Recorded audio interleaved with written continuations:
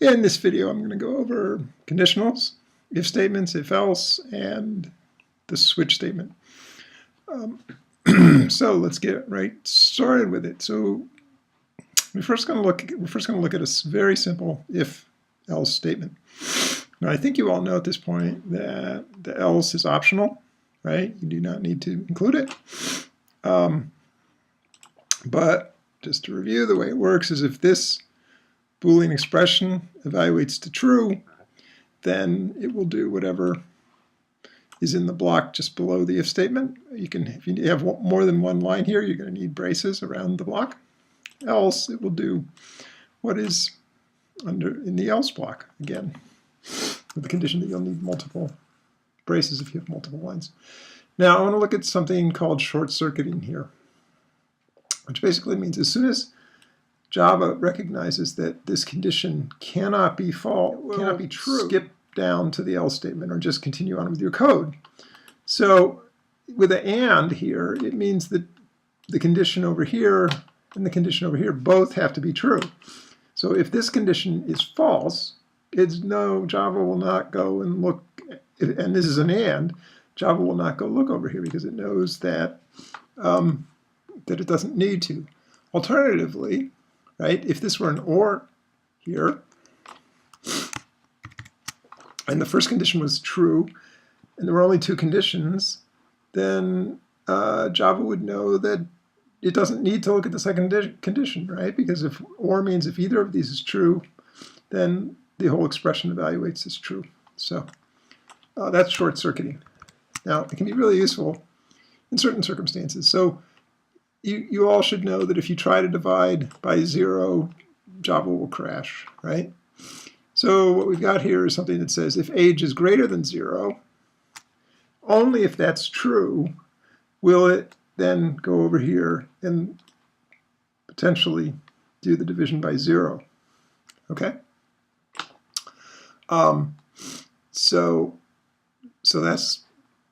that's short-circuiting and not too much else to look at there. So let's come down to this one.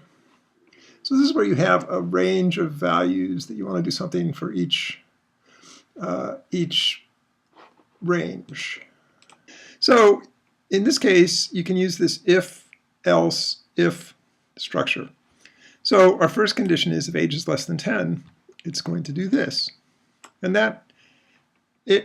if that condition evaluates as true, then Java will jump right to the end of this whole block of else-if statements, right? Because really what we have here, although we've indented everything down along the else, this else belongs to this if up here, right? Those guys go together.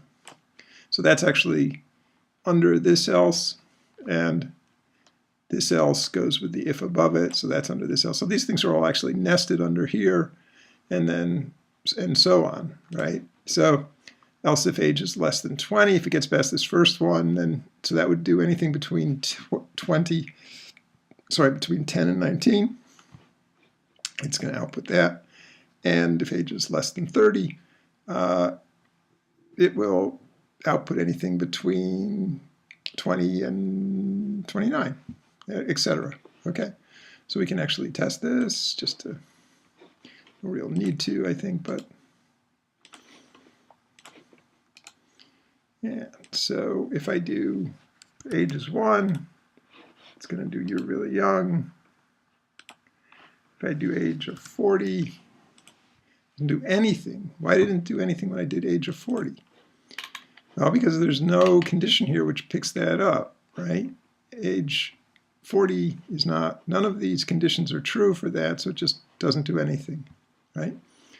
If, on the other hand, I had done 39, say, so over the hill, okay?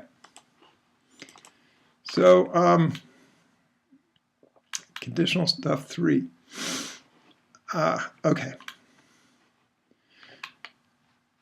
This is to illustrate that when you have object variables, as I've stressed so often, those variables reference the object. They don't actually contain the object. So what the variables contain is the address of the object. So I've created two new index word objects here, and you'll notice that they're identical, right, in terms of their content, but they're two different objects. Each object is in a different address. So if I compare them, Java should say that they're not the same, because what it's really comparing, what's in A and what's in B, not the objects, but the addresses of the objects, and the addresses are different. So let's see if that's in fact what happens. So the addresses are not the same. And then it says the contents of the two objects are equal. So how did that happen? Okay, that evaluated to false, so it did this. Their addresses are not the same. Now down here, what I do is the index word class has a toString method that returns a string that represents the contents of the class. So what I did here is I called A's toString method, which returns a string. Then I used the equals method on that string to see if it's equal to B's toString. And they are the same because the contents are the same. So that's why it said the contents of the two objects are equal. So really important that you remember that object variables referencing objects are always pointing to the addresses of the objects, not the objects, not the object themselves, right? Just for fun, what happens if we do this? B equals A. In this case, both B and A contain the same address because we've said put in B whatever's in A, and what A has is the address that's pointing to this. So it should say the strings are the same, but what it really should say is not the strings are the same, but the addresses are the same, right, that are in those two variables. So let's see if that works. Oops. Cancel new. And the addresses are the same. And the contents of the two objects are equal. It's actually the same object, so it's comparing the object to itself. Okay? So, cool. Let's go on to Morgan's Law. Morgan's Law is a law about Booleans that you need to know. It's the only thing like this that you need to know for the AP. And it works like this. It says that you can A and B, not A and B, right? That's the not. A and B can be, you can distribute the not out, and then you get not A or not B. Notice the and switches to or. In both these cases, both are true. If both are true, it returns false. Otherwise, if both A and B are true, it returns false. Otherwise, it returns true, right? And then sort of the flip version of that is not A or B. You distribute the not, and you flip the or to an and. So it is equal to not A and not B. And if both are false, it returns true. Otherwise, returns false. Okay? So sometimes Booleans can be confusing, and it's nice to know that you could, if you're confused, you can distribute the not or pull the not out and flip from and to or, and maybe it will be less confusing to you. Okay? A little thing here, right? If you try to do, if I run this, let me see, yes, Morgan's Law. True, true, false. They all should be true. Why? The only difference between this version and the one down here is that I don't have parentheses around this. Well, it turns out that that's actually an issue because the check for equality has higher precedence than the and operator. So what it's really doing is it's seeing if these are equal And then it's using and with that, right? It's anding that and this, right? And that actually gives you back a false, okay? So make sure it's a good idea, and the book stresses this too. Sometimes not only a good idea, it's necessary to get the right result, to use parentheses around your expressions in an if statement, right? So that should be,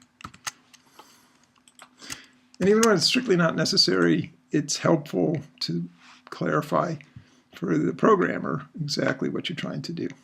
Okay, finally the switch statement.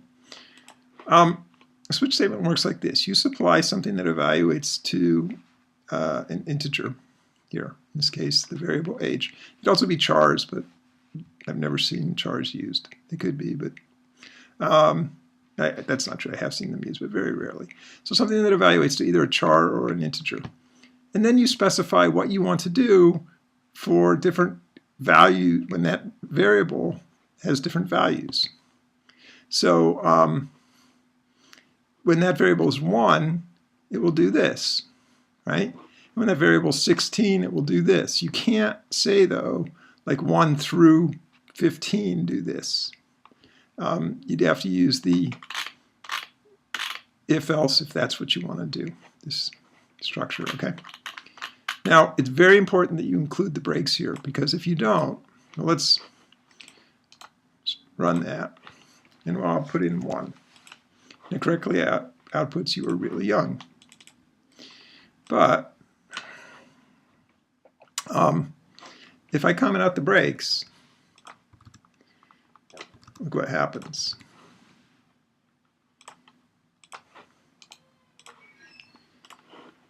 It breaks.